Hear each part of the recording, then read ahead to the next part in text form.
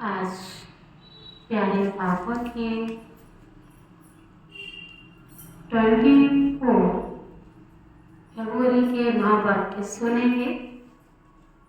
मीठे बच्चे,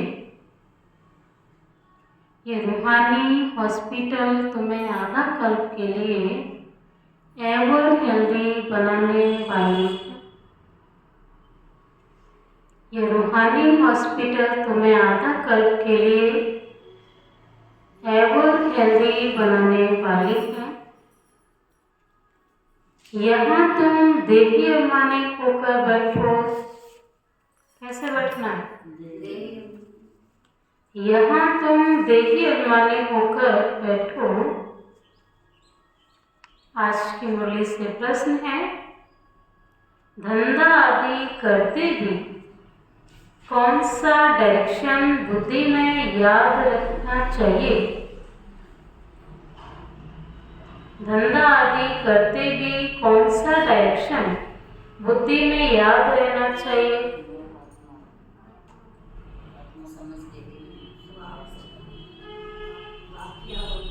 भाव का डायरेक्शन है, तुम किसी साकार व आकार को याद नहीं करो। ये धंधा हमारा साकारी मनुष्य सृष्टि पर साकार लोगों के साथ होता है।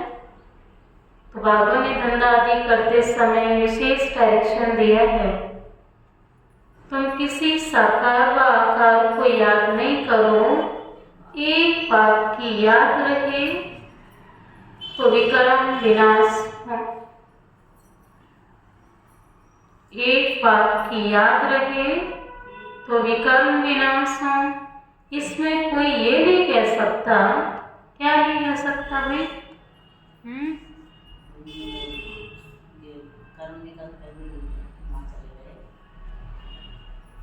इसमें कोई यह नहीं कह सकता कि फुर्सत नहीं है। धंधा आदि करते हुए याद कर रहे हैं ना। बाबू कहता है ऐसा तो नहीं है कि आपने काम धंधा सब कुछ छोड़ दिया उसके बाद बाबू को याद किया करना है। तो हम ये भी कह सकते हैं बाबा टाइम नहीं मिला, फुर्सत नहीं मिली। लेकिन बाबा ने तो का सब कुछ करते हुए सिर्फ बाबा को याद करना है। इसमें कोई ये नहीं कह सकता कि फुर्सत नहीं, सब कुछ करते भी याद में रह सकते हैं। ओम शांति। मीठे मीठे रूहानी बच्चों प्रति बाप का गुड मॉर्निंग। गुड मॉर्निंग के बाद बच्चों को कहा जाता है बाप को याद करो। बाबा कहता गुड मॉर्निंग बोलने से गुड नहीं होती है, बाबा को याद करने से तो जरूर गुड हो जाएगी, है ना? कि बाबा की यादें सुखदायी हैं, मीठी है, शीतल है। बाबा कहता है तो गुड मॉर्निंग के बजाय गॉडली मॉर्निंग हो जाएगी। बुलाते भी हैं हे पतित पावन आकर पावन बनाओ। तो बाप कहते पहले पहले ही कहते हैं रूहानी बाप को याद करो। बाबा कहता पतित से पावन बनने का एक ही उपाय है, रूहानी बाप को याद करो। रूहानी बाप तो सबका एक ही है। फादर को कभी सर्वव्यापी नहीं माना जाता। क्या कह रहा बाबा?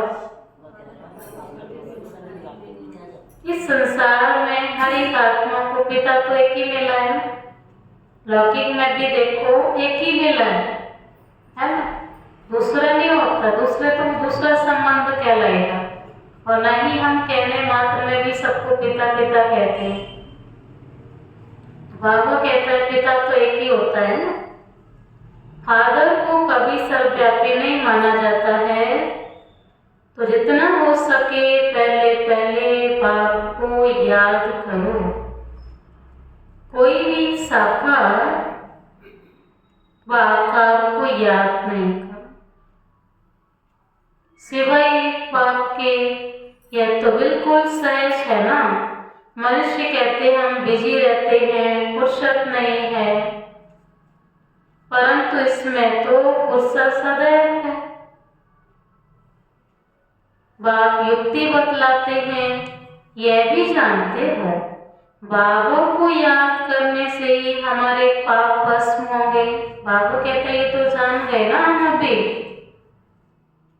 और ये भी मालूम है कि पाप किए, यही नहीं कि बहुत सारे किए, कितने किए कि सतयुग से कलयुग बन गए, श्रेष्ठाचारी से भ्रष्टाचारी बन गए। तो बाबा कहते ये तो जानते हो ना कि पाप तो याद से ही भस्म होंगे। बाप कहते हैं, यह भी कहते हैं, यह भी जानते हो बाप को याद करने से ही हमारे पाप भस्म होंगे।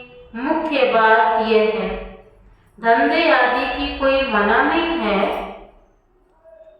वैसा करते हुए सिर्फ बाप को याद कर तो विकर्म विनाश हो। यह तो समझते हो हम पतित हैं। साधु संत ऋषि मुनि आदि सब साधना करते हैं, साधना की जाती है भगवान से मिलने की। जो जब तक उनका परिचय ना हो तब तक तो कोई मिल ना सके। वही किसी से मिलने जाना है, कोई मीटिंग रखी है, एड्रेस देते हैं कि वहाँ हम इकट्ठे होंगे, वहाँ हमारी मीटिंग है या इस विषय पर बातचीत होगी। बाबा कहता मेरे से मिलने के लिए भी तो कोई एड्रेस होगा। सो तो जब तक उनका परिचय ना मिले कि वो कितना ऊंचा है, तब तक बाबा कहता मिल नहीं सकते। तुम जानते हो बाप का परिचय दुनिया में कोई को भी नहीं है। देह का परिचय तो सबको है। बड़ी चीज का परिचय झट हो जाता है ना। आत्मा का परिचय जब बाप आए तब समझ आए। आत्मा और शरीर दो चीजें हैं। आत्मा एक स्टार है और बहुत सूक्ष्म है, उनको कोई देख भी नहीं सकते। तो यहाँ जब आकर बैठते हैं तो कैसे बैठना आज की मुरली से? तो बाबा ने कहा यहाँ जब आकर बैठते हैं तो देही अभिमानी होकर बैठना है। यह भी एक क्या है? मीठे बच्चे क्या है? आज की मुरली से रूहानी हॉस्पिटल, यह भी एक हॉस्पिटल है ना। किस लिए मिला है हॉस्पिटल हम बच्चों को? एवर हेल्दी बनने के लिए, आधा कल के लिए, एवर हेल्दी होने के लिए। आत्मा तो अविनाशी है, कभी विनाश नहीं होती। आत्मा का ही सारा पार्ट है। आत्मा कहती है मैं कभी विनाश को नहीं पाती। इतनी सब आत्माएं अविनाशी हैं, शरीर है विनाशी। अब तुम्हारी बुद्धि में बैठा हुआ है कि हम आत्मा अविनाशी, हम 84 जन्म लेते हैं। यह ड्रामा है। इसमें धर्म स्थापक कौन कौन और कब आते हैं, कितने जन्म लेते होंगे, यह तो जानते हो। 84 जन्म जो गाए हैं जरूर किसी एक धर्म के होंगे। सेवा की पॉइंट बाबा सुना है। सभी के तो हो ना सके, सब धर्म इकट्ठे तो आते नहीं। अब बाबा कहते 84 जन्म सबके क्यों नहीं होंगे? ये सब धर्म एक साथ नहीं आते। हम दूसरों का हिसाब क्यों बैठ निकालें? बाबा कहता है इसमें भी टाइम चला जाता है। जानते हैं फलाने समय पर धर्म स्थापन करने आते हैं और फिर उसकी वृद्धि होती जाती है। सब सतो प्रधान से तमो प्रधान होने की। दुनिया जब तमो प्रधान होती है तब फिर पाप आकर सतो प्रधान सतयुग बनाते हैं। अभी तुम बच्चे जानते हो, हम भारतवासी फिर नई दुनिया में आकर राज्य करेंगे और कोई धर्म नहीं होगा। तुम बच्चों में भी जिनको बहुत ऊंचा मर्तबा लेना है, वे जस्ती याद करने में, याद में रहने का पुरुषार्थ करते हैं। बाबा कहते जिनको ऊंचा पद लेना है, वो जस्ती याद करने का पुरुषार्थ करते हैं और अपना समाचार भी लिखते हैं कि बाबा हम इतना समय याद में रहता हूँ। कई तो पूरा समाचार लज्जा के मारे देते ही नहीं हैं, समझते हैं बाबा क्या कहेंगे, परंतु मालूम तो पड़ता है ना। स्कूल में टीचर स्टूडेंट्स को कहेंगे ना, क्या कहेंगे? टीचर का काम क्या होता है? पढ़ाना होता है। पढ़ाने के साथ साथ रीड भी करना पड़ता है। टीचर ने पढ़ा दिया, टेस्ट ना ले, एग्जाम ना हो, कैसे पता लगे पढ़े? हमने पढ़ाई करी है, अगले ने पढ़ी है नहीं पढ़ी, स्टूडेंट ने कुछ रिसीव किया भी है या नहीं किया। तो बाबू कहता है स्कूल में टीचर स्टूडेंट को कहेंगे ना कि तुम अगर पढ़ेंगे नहीं, हाँ जी, क्या होगा जब नहीं पढ़ेंगे तो?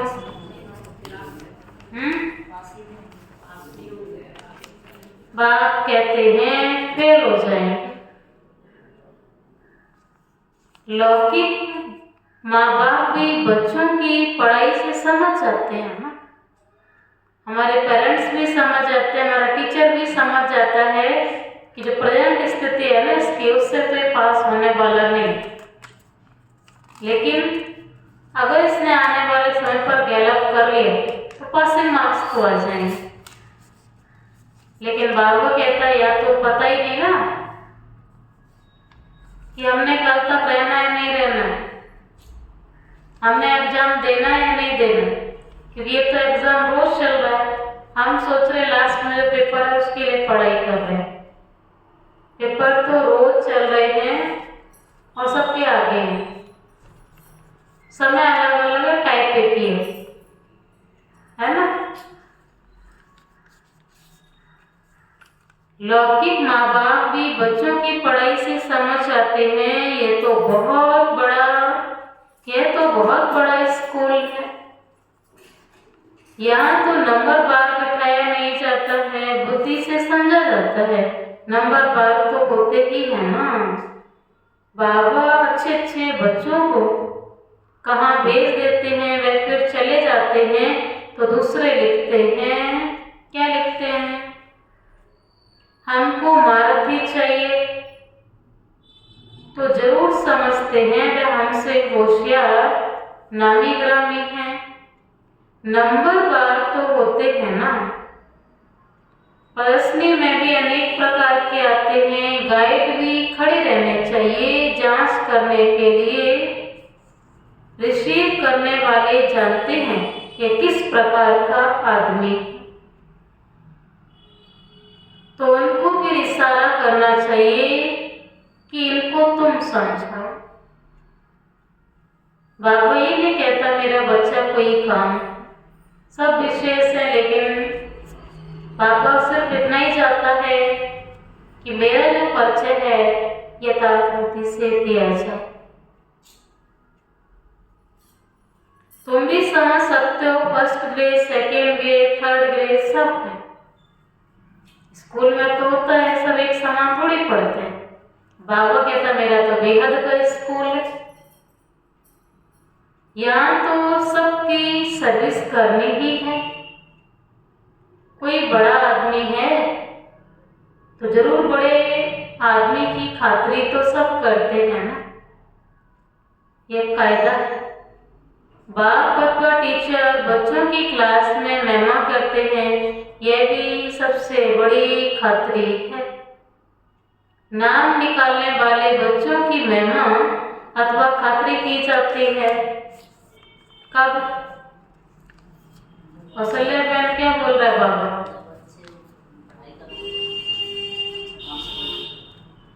बाबा के जब स्कूल टॉप करते हो, क्लास टॉप करते हो, बोर्ड टॉप करते हो, बाबा कहता उसकी महिमा हो जाती है ना। महिमा तो करनी पड़ती है ना।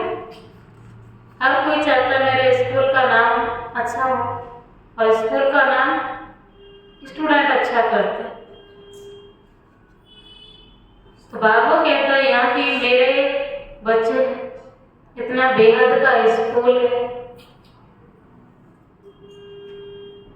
यह सबसे बड़ी खातिरी है, नाम निकालने वाले बच्चों की महिमा अथवा खातिरी की जाती है।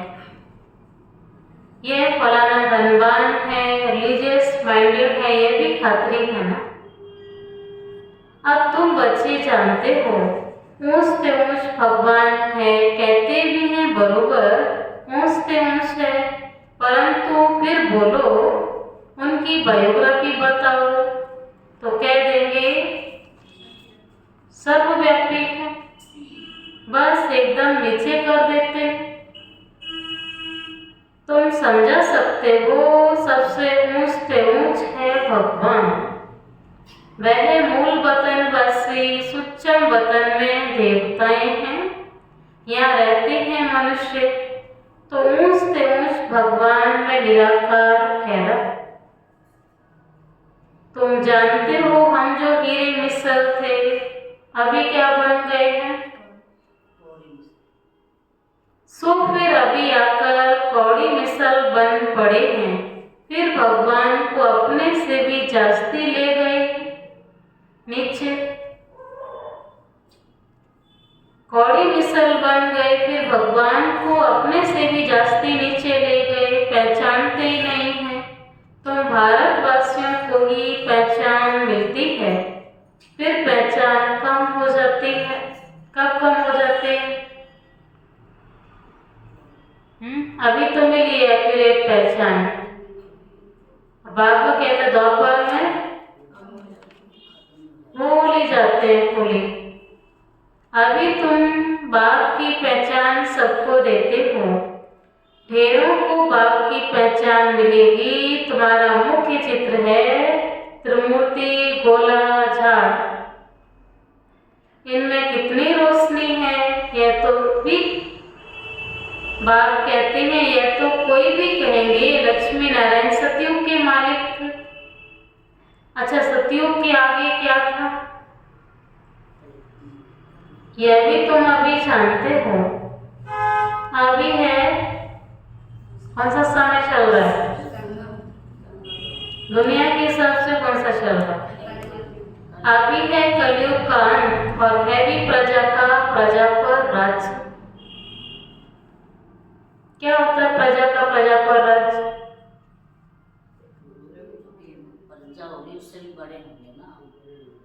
यस, प्रजा का प्रजा पर राज्य क्या होता है? पॉइंट सुनो। अभी है कलयुग का अंत, और है भी प्रजा का प्रजा पर राज्य। तो अभी हम क्या कर रहे हैं ना, प्रजा को प्रजा भी यही से तैयार हो रही है ना।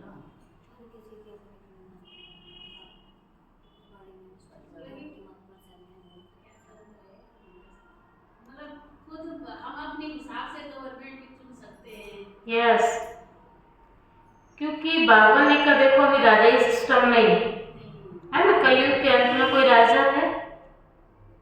राजा मानो राजाई सिस्टम बाबा ने लक्ष्मी नारायण को महाराजा महारानी बनाए, फिर उनके वारिस आए दूसरे राजा रानी बन गए, उनके वारिस आए। राजाई सिस्टम कहती आई है कि भाई उत्तराधिकारी वही बनेगा जो राजा का बड़ा पुत्र होगा, है ना। लेकिन अभी राजाई सिस्टम तो खत्म हो गया। ऐसा तो नहीं है भाई आज मोदी जी सरकार चला रहे तो उनके वारिस तो नहीं है, लेकिन जो वारिस कोई और सही उनका वारिस ही मोदी बनेगा या पीएम बनेगा, है ना। ये वो सिस्टम आज नहीं रहा। आज प्रजा मना, आज तक सीएम केजरीवाल जी थे, लेकिन आज वो कहाँ है? प्रजा के लेवल पर ही, आपके और हमारे लेवल पर ही। माना इस बाबू कहता है इस समय सब डेमोक्रेसी हो गई, प्रजा में से कोई ना कोई एक राजा बनता है। राजा भी नहीं कहलाता, प्रजातंत्र कहलाता है, क्योंकि उसकी भी लिमिटेड समय, 5 साल 6 साल, उसके बाद वो भी आपके तरह ही सामान्य, और आप में से कोई एक फिर उस सीट पर जाएगा। बाकी ऐसा नहीं कि भाई आज हम सीएम हैं तो कल हमारे आने वाली पीढ़ी ही सीएम बनेगी। बाबा ये कहते हैं अभी कलयुग का अंत है भी प्रजा का प्रजा पर राज्य। अभी राजा ही तो है नहीं, कितना फर्क है। कल तक वो हमारे ऊपर राज कर रहे थे और आज हमें वोटिंग मिल गई तो हम उनके ऊपर राज कर रहे, तो प्रजा का प्रजा पर ही तो राज हो गया। सतयुग के आदि में राजाएं थे और अभी कलयुग में भी राजाएं हैं। राजाएं हैं बल कोई पावर नहीं, और राजा कोई ऐसा नहीं है कि हुकूमत चले। जो राजा होते थे जो उसने बोल दिया वही करना है, लेकिन प्रजातंत्र क्या कहता है, जो मुख्य पावर है वहां से कई आपको वेरिफिकेशन जाकर के एक काम का होता है ना। कोई भी काम करोगे तो कभी आप एमएलए लेवल पे जाओगे, सीएम लेवल पे जाओगे, पीएम लेवल, उपराष्ट्रपति, राष्ट्रपति तक जाओगे, तो वो आपका काम धीरे धीरे होता है, प्रोसीजर से होता है। राजा मानव सिर्फ एक का ही काम, एक का ही ऑर्डर। बल कोई पावर नहीं है, परंतु कोई पैसा देकर भी टाइटल ले लेते हैं। महाराजा तो कोई है नहीं, टाइटल खरीद लेते हैं। जैसे पटियाला का महाराजा, जोधपुर का, बीकानेर का महाराजा समय राजा है, लेकिन अभी नहीं। अब बाबा कहता महाराजा तो थे ही नहीं, लेकिन वो टाइटल भी अपनी धन की पावर से ले लिए। नाम भी अविनाशी चला आता है। पहले पवित्र महाराजाएं थे, अब है अपवित्र महाराजाएं। अच्छा चला आता है। ये लक्ष्मी नारायण के लिए कहेंगे सतयुग के मालिक थे। किसने राज्य लिया अभी तुम जानते हो। राजाई की स्थापना कैसे होती है, अभी तो सिस्टम है नहीं। भाई आपका एमएलए नहीं सुन रहा तो आप अपनी जो बात है और आगे जाके रख सकते हो, वहां भी नहीं सुनवाई हो रही। आपको पूरा अधिकार है कि अपनी बात और ऊपर जाके रख सको, लेकिन राजा ही सिस्टम कहता राजा माना फिनिश, आर्य खत्म। अभी प्रजा स्वतंत्र है, अपनी बात भले एक बैरियर रखा है लेकिन वो उससे ऊपर भी जा सकती है। उसके मतदान का बहुत इम्पोर्टेंट है। बाप भी कहते हैं मैं तुमको अभी पढ़ाता हूँ 21 जन्मों के लिए, वह भी पढ़कर इसी जन्म में ही बैरिस्टर आदि बनते हैं। तुम अभी पढ़कर भविष्य महाराजा महारानी बनते हो। ड्रामा प्लान अनुसार नई दुनिया की स्थापना हो रही है। अभी है पुरानी दुनिया, बल कितने भी अच्छे अच्छे बड़े महल, परंतु हीरे जवाहरातों के महल बनाने की कोई की ताकत नहीं है। सतयुग में सब हीरे जवाहरातों के महल बनाते हैं और बनाने में कोई देरी थोड़ी लगती है। यहाँ की अर्थक्वेक आदि होती है तो बहुत कारीगर लगा देते हैं, 1-2 वर्ष में सारा शहर खड़ा कर देते हैं। नई दिल्ली बनाने में करके 8-10 वर्ष लगे, परंतु यहाँ से लेबर और यहाँ के लेबर और वहाँ के लेबर्स में फर्क तो रहता है ना। आजकल तो नई नई इन्वेंशन भी निकालते रहते हैं। मकान बनाने की साइंस का भी जोर है। सब कुछ तैयार मिलता है, जब फ्लैट तैयार हो जाते हैं, बहुत जल्दी जल्दी बनते हैं। तो यहाँ सब पापा कहते हैं सब वहाँ काम में तो आते हैं ना। ये साइंस वहाँ बहुत अच्छे से काम में आए। ये सब साथ चल रहे हैं। कौन बाबा कहता है साइंस वाले। ये सब साथ चल रहे हैं, संस्कार तो आत्मा में रहते हैं ना, इन आत्माओं की जरूरत है। ये साइंस के संस्कार भी चलेंगे तो बाप बच्चों को समझाते हैं पावन बनना है तो बाप को याद करो। बाप भी गुड मॉर्निंग कर फिर शिक्षा देते हैं। बच्चे बाप की याद में बैठे हो, चलते फिरते बाप को याद करो, क्योंकि जन्म जन्मांतर का सिर पर बोझा है। सीढ़ी उतरते उतरते 84 जन्म लेते हैं, अभी फिर एक जन्म में चढ़ती कला होती है। जितना बाप को याद करेंगे उतना खुशी भी होगी। बल ज्ञान में तीखे हैं, आगे बल ज्ञान में तीखे हैं, परंतु याद की यात्रा नहीं। बाप तो बच्चों की महिमा करते हैं, यह भी नंबर 1 है तो जरूर मेहनत भी करते होंगे ना। बाबा कहता कोई नंबर 1 है तो 1 बनने के लिए बहुत उसने पुरुषार्थ भी किया है। 1 में आने के लिए कितनी प्रकार की माया से, कितने प्रकार की सरकमस्टांस से विन किया होगा, विजयी बने होंगे। तुम हमेशा समझो कि शिव बाबा समझाते हैं तो बुद्धियोग वहां लगा रहेगा। यह भी सीखता तो होगा ना। फिर भी कहते हैं बाबा को याद करो। किसको भी समझाने के लिए चित्र है। भगवान कहा ही जाता है निराकार को, वे आकर शरीर धारण करते हैं। एक भगवान के बच्चे सब भाई भाई हैं। अभी शरीर में विराजमान है, सभी अकाल मूर्त हैं। ये अकाल मूर्त आत्मा का तख्त है।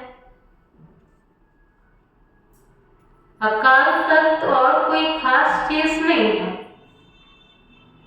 यह तख्त है अकाल मूर्त का।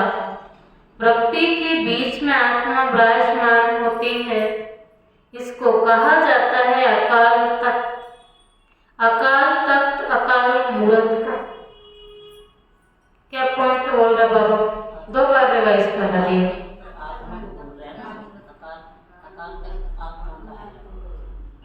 बाबा ये क्लियर कर रहा है कि अकाल तख्त किसके लिए बना है? अकाल मूर्त आत्मा के लिए, इसलिए उस तख्त को अकाल तख्त कहा। अकाल तख्त अकाल मूर्त का है। बाबा कहता है इस तख्त पर अकाल मूर्त आत्मा बैठी हुई है, इसको काल कभी खाता नहीं है, इसलिए उसकी सीट को अकाल तख्त कहा। आत्माएं सब अकाल, कितनी अति सूक्ष्म बात तो है ही। निराकार का अपना तख्त कहां से लाए? बाप कहते हैं मेरा भी ये तख्त है, मैं आकर इस तख्त का लोन लेता हूँ। ब्रह्मा के साधारण बूढ़े तन में अकाल तख्त पर आकर बैठता हूँ। अभी तुम जान गए हो सब आत्माओं का ये तख्त है। मनुष्यों की ही बात की जाती है, जानवरों की तो बात नहीं। पहले जो मनुष्य जानवर से भी बदतर हो गए वह तो सुधरे। क्या कह रहा बाबा? बाबा कहता जानवरों को तो बाद में अच्छे से देखूंगा। पहले जो मनुष्य जानवर से भी बदतर हो गए वह तो सुधरे। अगर जानवर नहीं भी सुधराए तो उसके लिए मनुष्य ने बहुत इंतजाम कर रखे हैं। उसको बांधेगा या फिर कहीं ना कहीं जंगल में छुड़वाएगा, जंगली है तो, नहीं तो उसके लिए गौशाला बनाएगा, कुछ भी करेगा। मतलब उसको कंट्रोल करना आता है मनुष्य को, क्योंकि वो मनुष्य की श्रेणी से नीचे। कोई जानवर की बात पूछे, बोलो पहले अपना तो सुधार करो।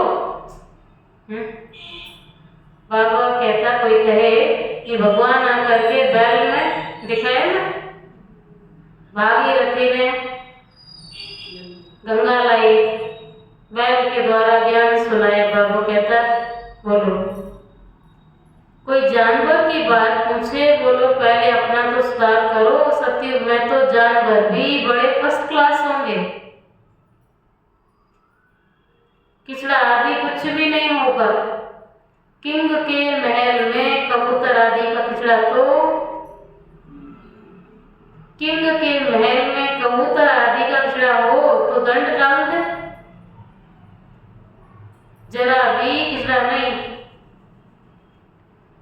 वहां बड़ी खबरदारी रहती है, पैरे पर रहते हैं, कोई जानवर आदि अंदर घुस ना सके। बड़ी सफाई रहती है। लक्ष्मी नारायण के मंदिर में भी कितनी सफाई रहती है। शंकर पार्वती के मंदिर में कबूतर भी दिखाते हैं, तो जरूर मंदिर को भी खराब करते होंगे।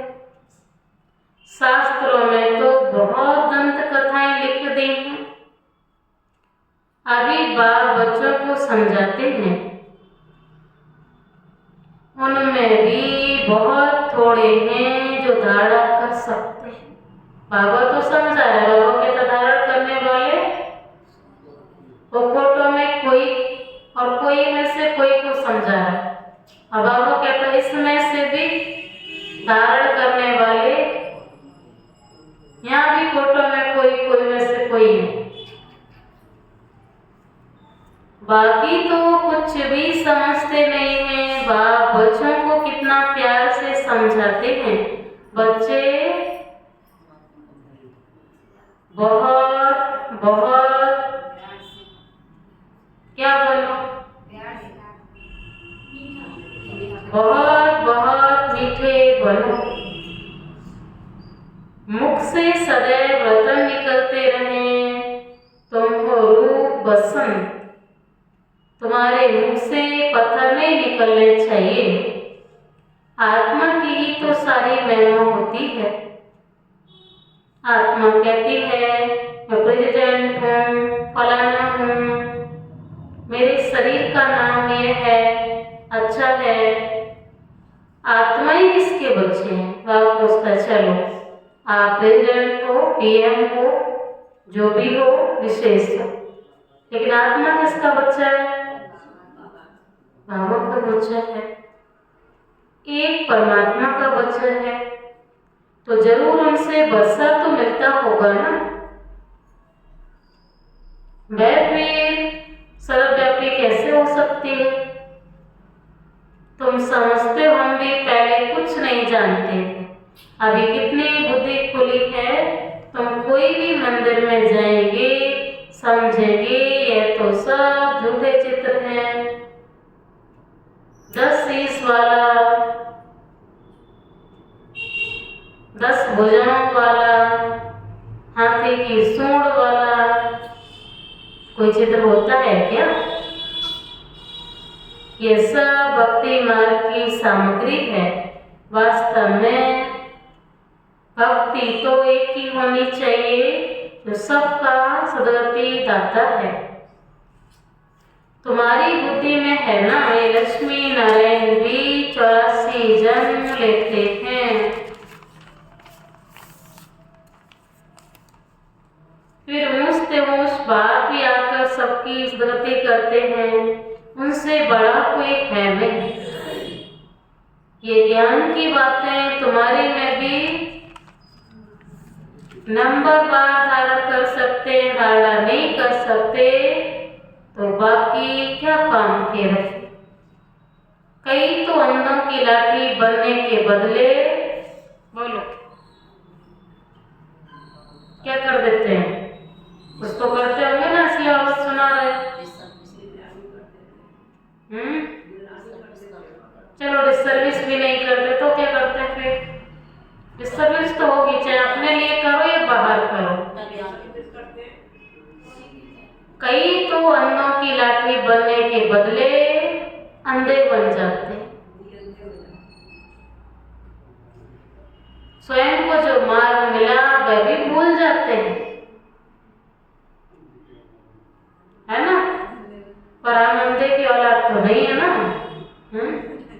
सारे संसार को दृष्टि देने वाला है, मार्ग दिखाने वाला है, जिसने नहीं देखा है उसको भी दिखाने वाला है। तो बाबू के दाम कैसे होने चाहिए और हमारा कार्य कैसा होना चाहिए, जज करो। कई तो अंधों की लाठी बनने के बदले अंधे बन जाते हैं। गऊ जो दूध देती है, गऊ जो दूध देती है उसे पिंजरपुर में रखते हैं। यह भी ज्ञान का दूध नहीं दे सकते, गऊ जो दूध नहीं देती है उसे पिंजरपुर में रखते हैं। यह भी ज्ञान का दूध नहीं दे सकते। बहुत हैं जो कुछ पुरुषार्थ नहीं करते, समझते नहीं कि हम कुछ किसका कल्याण करें। बाबू कहता है पहले तो रखते थे, क्योंकि अभी बंद कर दिया है गायों का भी, अब तो खुला छोड़ देते। बाबू कहता मैं भी क्या करूं ऐसी गायों का।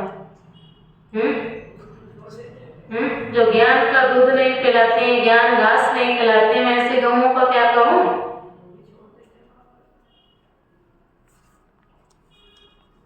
बाबू कहता अपने आप कहां से कहां पहुंच जाते हैं, बाबू फिर भी छोड़ता नहीं। बाबा है ना। बाप कहते हैं बाकी जो कुछ पुरुषार्थ नहीं करते, समझते हैं कि हम कुछ तो किसका, समझते ही नहीं कि हम कुछ तो किसका कल्याण करें, अपनी तकदीर का ख्याल ही नहीं रहता है। बस जो कुछ मिला सो अच्छा। तो बाप कहेंगे इनकी तकदीर में नहीं है। अपनी सद्गति करने का पुरुषार्थ तो करना चाहिए। देखिए अभिमानी बनना है। बाप कितना ऊंच पे ऊंच है और आते देखो कैसे पति दुनिया में है, पति शरीरों में है, उनको बुलाते ही पतित दुनिया में है। जब रावण दुख देते हैं तो बिल्कुल ही भ्रष्ट कर देते हैं। तब बाकर श्रेष्ठ बनाते हैं। जो अच्छा पुरुषार्थ करते हैं वह राजा रानी बन जाते हैं। जो पुरुषार्थ नहीं करते वह गरीब बन जाते हैं। तकदीर में नहीं है तो तदबीर भी कर नहीं सकते। और तकदीर पुरुषार्थ से बनती है, तकदीर कर्म से बनती है, भाग्य कर्म से बनता है। बाबा कहते हैं जीवन की गाड़ी के दो पहिए, कर्म और भाग्य। सिर्फ भाग्य पर हम चलना चालू करें तो भी चल नहीं सकते, सिर्फ कर्म पर, दोनों पर विश्वास करना कि जो कल किया है वो भी तो आना ही है, वो कहाँ जाए। कर्म और भाग्य साथ साथ चलते हैं। कल का बोया हुआ आज खाते हैं, आज का बोया हुआ कल खाएंगे। आज नहीं बोएंगे तो कल क्या खाएंगे, और कल, और बाबा कहता है ऐसे ही ये दोनों साथ चलते। तब बाप अगर श्रेष्ठ बनाते हैं तो अच्छा। बाप कहते हैं कोई तो बहुत अच्छी तकदीर बना लेते हैं, हर एक अपने को देख सकते हैं कि हम क्या सर्विस करते हैं। अच्छा मीठे मीठे सिके लधे बच्चों प्रति माता पिता बाप दादा का याद प्यार और गुड मॉर्निंग। रूहानी बाप की रूहानी बच्चों को नमस्ते। हम रूहानी बच्चों की रूहानी माता पिता बाप दादा को याद प्यार, गुड मॉर्निंग और नमस्ते नमस्ते नमस्ते। शुक्रिया बाबा, शुक्रिया बाबा, शुक्रिया। धारणा के लिए मुख्य सार है रूप बसंत वन। मुख से सदैव रत्न निकालने हैं। बहुत बहुत मीठा बनना है। कभी भी पत्थर नहीं निकालना है।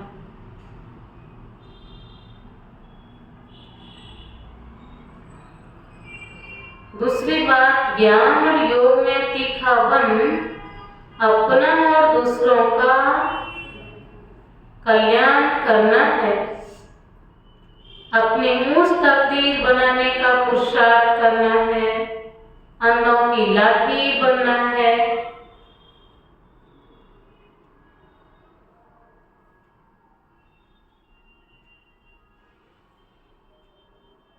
अंधों की लाठी बनना है। आज की मुरली का वरदान है,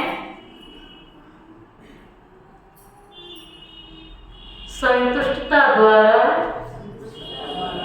सर्व से प्रशंसा प्राप्त करने वाले सदा प्रसन्न चित्त भाव।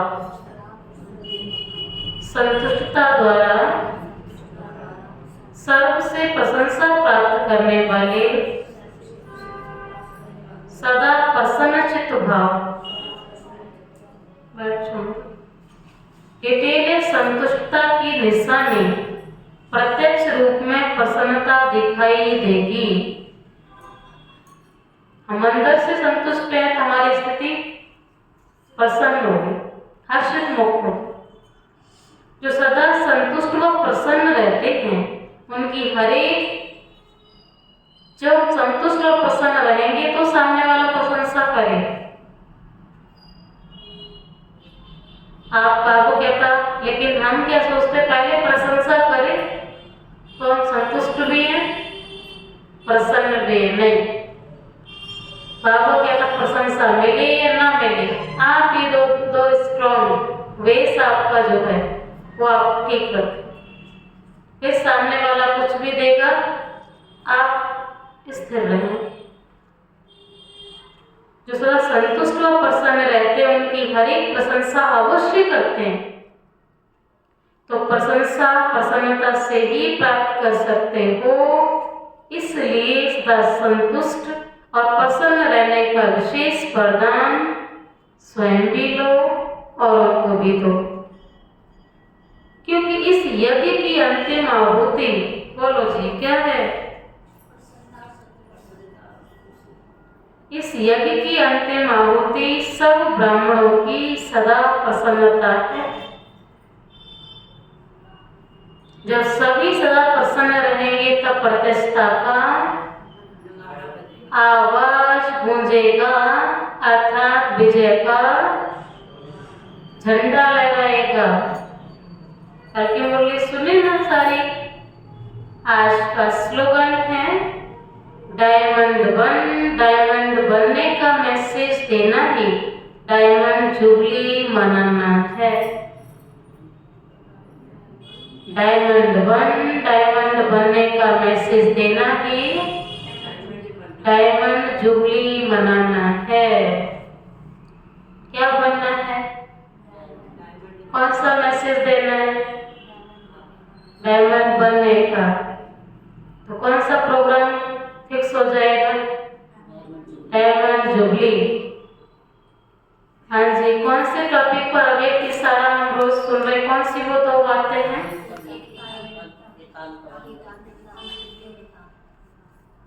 एकाग्रता, एकांत प्रिय, एकांतवासी। अव्यक्ति सारा है एकांतवासी बनना, अर्थात चारों ओर के वाइब्रेशन से परे चले जाना। एकांतवासी बनना अर्थात चारों ओर के वाइब्रेशन से परे चले जाना। कई ऐसे होते हैं जिन्हें एकांत पसंद नहीं आता। संगठन में रहना, हंसना, बोलना ज्यादा पसंद नहीं आता, लेकिन यह हुआ बाहर मुक्ता में आना। अभी अपने को एकांतवासी बनाओ, अर्थात सर्व आकर्षण के वाइब्रेशन से अंतर्मुखी बनो। अब समय ऐसा आ रहा है जो यही यही अभ्यास काम में आएगा। अगर बाहर की आकर्षण के वशोभूत होने का अभ्यास होगा तो समय पर धोखा दे देगा। बाबा ने कहा एकांतवासी बनना अर्थात चारों ओर के वाइब्रेशन से परे चले जाना।